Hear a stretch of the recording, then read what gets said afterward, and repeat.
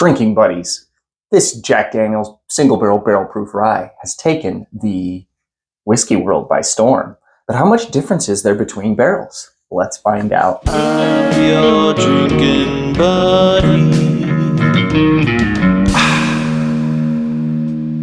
All right, drinking buddies. So I have here a 134.4 proof Jack Daniel's single barrel proof rye.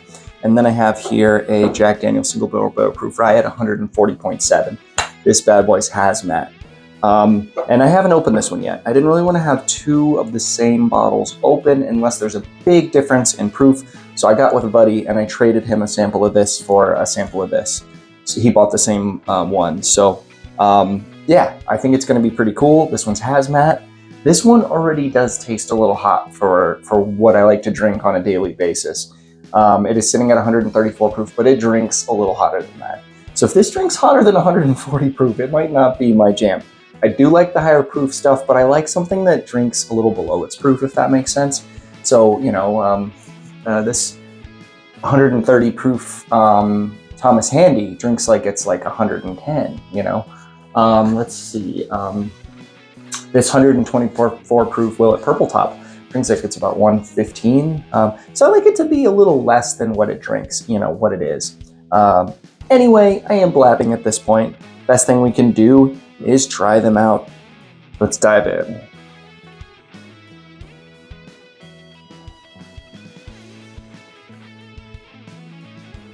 Banana bread, a lot of ethanol. They've been sitting in the glasses for a while, so you know, they should. I like to let it's a really good idea for you to pour a whiskey about 15 minutes before you're going to drink it. I know that's not always possible, especially at a bar. You order that, you want to drink it right away, but it really does help dissipate some of that ethanol that's just sitting on top, and obviously swirling the glass or giving it a nice heavy shake. I've heard this is bad for the whiskey, some people claim, but I can tell you that I've done swirling and then I've done, you know, complete shaking of it, and there's no difference to me. You just really want to coat the inside of that glass. Yeah, it smells hot. It smells hot. But there's also oak and cinnamon here. Whatever's in that glass doesn't taste 140 proof, I can tell you that.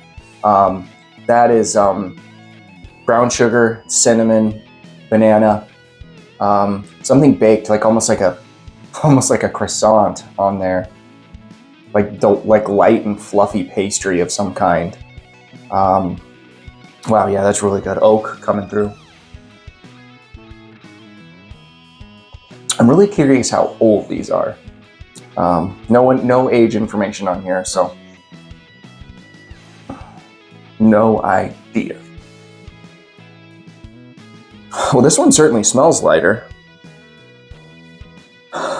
The only thing different I'm getting here on the nose is there's something a little bit close to what I would call like buttercream frosting that you sometimes get on the nose of, I don't normally get it off a rye. Normally something I might get off of a bourbon or even a tequila, but it's there. Pretty similar nose, but just with that extra buttercream frosting thing.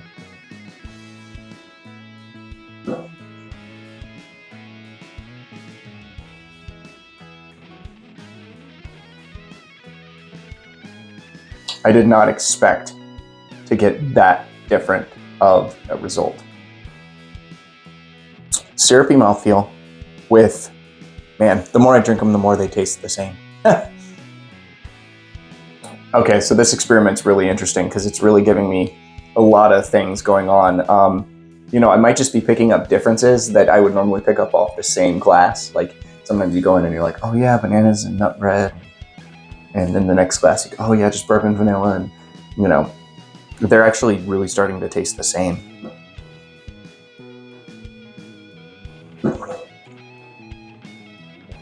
They both have a wonderful mouthfeel. It's really syrupy, really just really impressed with this bottle. I think this is not as good as the special release from a couple years ago, but it is in that ballpark. I really do like this release a lot.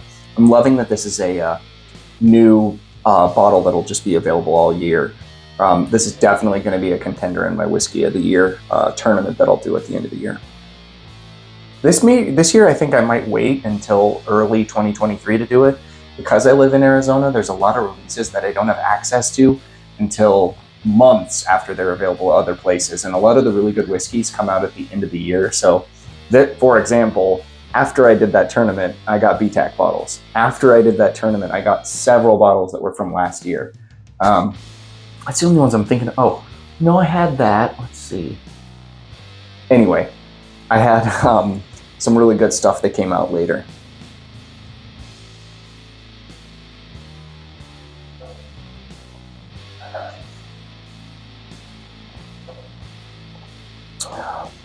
I don't do this very often, but I'm calling this a dead even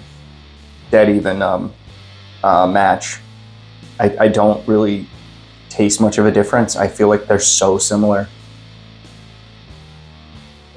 If you guys subscribe to the neck pour theory, which you guys know I'm not a big fan of, I know that bottles can open up over time, but I just don't buy into this idea that you open a bottle and those first 2 ounces are trash. I just don't really buy into that. But this is, been poured out for a while. It's got some air on it. This one's been open for a while, so this ain't a neck pour thing.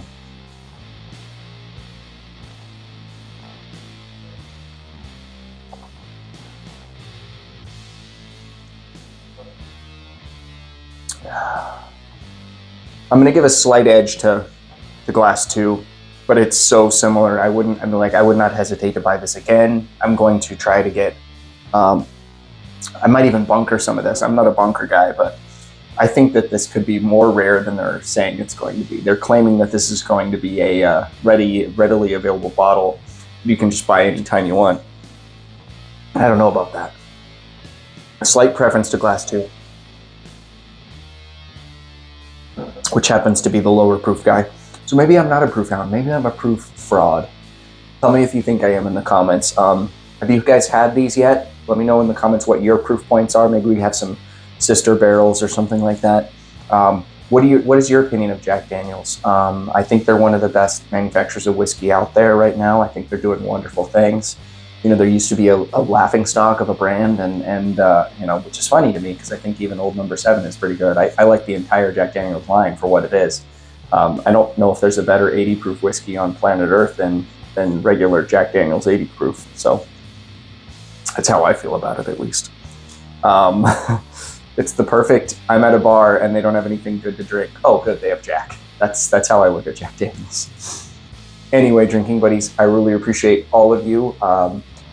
Thank you so much for watching. If you are a super fan, there's a link to become a channel member in the description. And if you like this type of thing, please do me a favor, hit the like button, because these videos have been getting less views lately. And if you like these blind comparison type things, you got to let the algorithm know. So cheers, drinking buddies. See you on the next one.